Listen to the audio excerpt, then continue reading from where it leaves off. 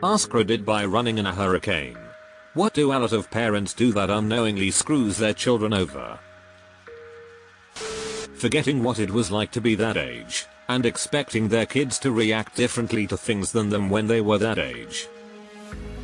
Drove me nuts when my mom did that. She'd scream act your age at the top of your lungs, and in my head I'd be like, I'm 12. If I acted my age, we would both be screaming right now. You act your age. Not teach them to think for themselves. Hate seeing when parents try to make all the child's decisions for them. It just makes them grow up clueless on how to do certain things. They fail at letting their kids fail and figure out how to recover. It prevents the kids from becoming resilient. My son once procrastinated until a major project was due the next day and he hadn't even started it. I helped for a bit, then went to bed. Left him to it thinking it would teach him a lesson. Well, it did, just not the one I wanted. Little shit got an A and then gloated about how great he was for getting it done last minute. Said the other kids were losers for wasting time. He was 9. I'm still mad at that teacher. The project was crap. Shouting at them instead of having a conversation. And insisting they are in the right. Not apologize when they are wrong. I've never heard my mum apologize to me ever. She said many hurtful things to me in the past that I've never let go of because she never came to apologize for any of the things she said. If she had simply apologized and admitted that what she said was wrong and hurtful, I think that things between us would be so much better. Might sound a little contradictory, but either not disciplining them or disciplining them way too much. I always think of that episode of The Simpsons where they show Ned Flanders as a child growing up. His parents were so messed up. We've tried nothing and we're all out of ideas. Oversheltering them. You can't protect your kids 24/7 for their whole lives. It leads to naive adults that get taken advantage of. It also creates very anxious adults. Putting excessive pressure on their children to meet their own unfulfilled aspirations. Forgetting that a kid's brain isn't fully developed like their own. Also, shaming in any way of something your kid is into. Trying to learn about it is actually quite helpful and a good way to connect. And, parents can learn things that they like too. I didn't know I liked Parentingfail until my 12-year-old liked them and I wanted to check them out. Also, shaming your kids' interests is a great way to ensure they won't come to you with problems. If you want your kid to be open, you can't punish openness even if it is awkward or weird to you. Try to fill every minute with organized activities such as traveling, sports leagues. Don't get me wrong, some extracurricular activities are good, but when your kids never have an unaccounted for minute, I think it has a negative impact. And can lead to burnout for a sport they once loved. Comparing them with other kids. This girl never eats chocolate. She doesn't want to get fat, something to consider. That girl got all A's this quarter. I feel like the only one of my friends not attending honors society gatherings to celebrate my children's achievements. When are you going to make the honors society? It's embarrassing.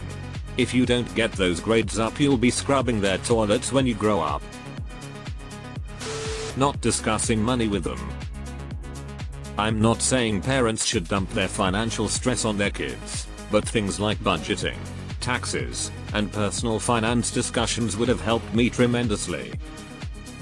I heard a father talking to his small daughter, between 6 and 8 years old, about budgeting. We were in a bookstore and she wanted to buy a book.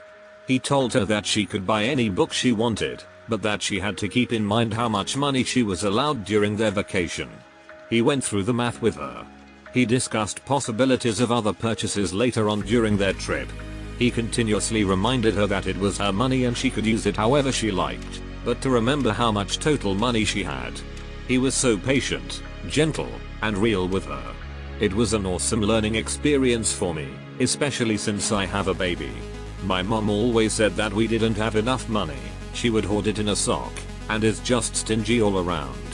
Definitely want to break that cycle with my child. Edit. Spelling. Not encouraging them to learn basic skills like cooking for fear it'll mark enemy S's. I love my mom. She's my hero. She raised my brother and I as a single mother working a night shift for most of our childhood. But the woman never taught me how to do a damn thing because she's a perfectionist and wants things done her way, and it's faster just to do it herself. She even cleaned our bedrooms. It wasn't about spoiling us, she just wanted everything the way she wanted to. I moved out of home at 19 into my first apartment and realized I didn't know how to do much of anything on terms of keeping a home nice. I'm 37 now and still not particularly great at it, but that's on me at this point. My kids have chores now because of this. Thinking them as property. We all understand parents are responsible for the offspring's actions, but they ain't property. A lot of parents also have this superiority complex where they think they are better than their kids just because they are older. Refusing to be wrong or take accountability. Being wrong is okay and it can be a learning moment for both of you. Randomly punishing your kid for being right or potentially right cause they argued may make it so they never ask you anything again. To add on, when the child tries to explain how something makes them feel, being told to just drop it. All because they don't want to acknowledge that their actions have hurt their kid. My mom refuses to let us talk about how her actions hurt us when myself and sisters were children. Either by saying that didn't happen or doesn't want to admit that her abandoning us and treating her stepchildren and their children better than she does her own. Posting them on social media. Clarification. When they get disciplined and amp, it gets recorded and amp, posted online. Not respecting their privacy. There's this video of some kids' parents recording them, can't find it, and then reacting to their report card. On camera. That poor kid. Never telling them no. This one is huge.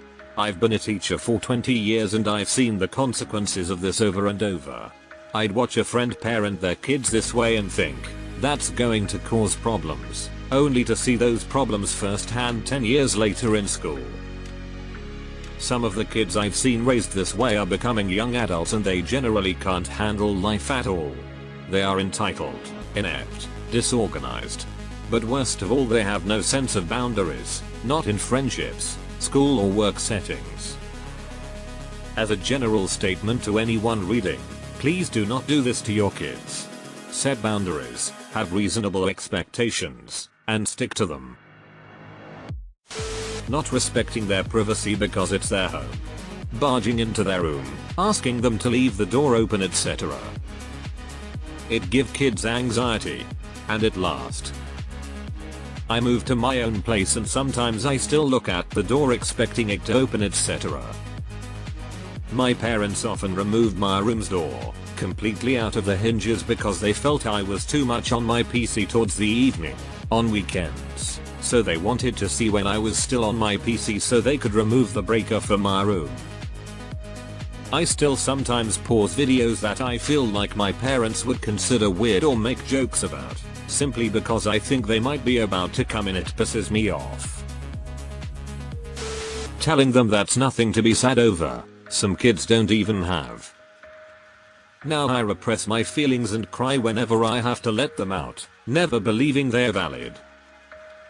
Damn, there would be times where I'd have to suck it up because apparently crying over something is weak. Yelling at your child. Never admitting you're wrong. Having kids to repair a relationship. Trying to force your kid to wear certain clothes, makeup.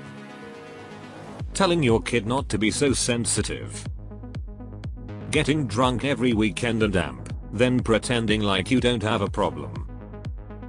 Screaming at your kid for several hours while drunk, forgetting about it completely, then buying an I'm sorry breakfast the next day.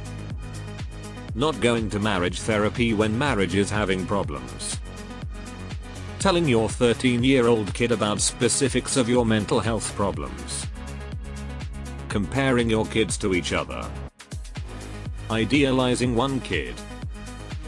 Scapegoating one kid. Having totally different private and public personas. Years later pretending you never said a damp, did all those things to your kid that you did do and damp. Then on the off chance they have proof of those things, gaslighting the fuck out of them and telling them it was so long ago, just forget about it. I probably can think of more. Not allowing their children to have privacy.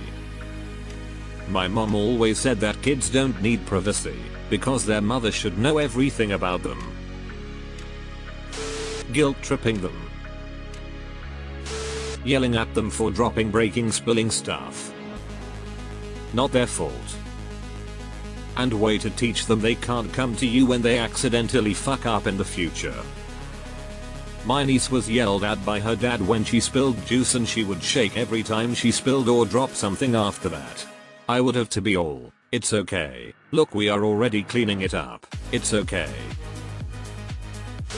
Forcing them to interact with their adult friends, then ridiculing them for not wanting to socialize with rando adults, and then humiliating them by bringing up an embarrassing moment as a hilarious anecdote. Come on down and say hi. Oh, look, WHO finally decided to join us. Oh, this is the funniest thing. Did you know she still wet her bed until she was 6? 6. Ahahaha. Oh shit, this one is so bad. Having the most traumatic moments of your life reduced to giggly anecdotes for a bunch of drunk adult strangers. Not telling them why a decision was made if they ask. The cause I said so or don't talk back to adults is so damaging. Having a toxic relationship and staying together for the sake of the kids. Took me way too long to find this. It's one of the worst ones, emo.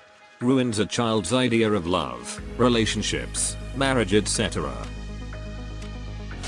Not worrying about the easy and uncomplicated kids, who are always well behaved or already so grown up because they had to. They usually are like that for a reason and will probably grow into people pleasers who struggle to set boundaries and stand up for themselves. Oof, this one hit close to home.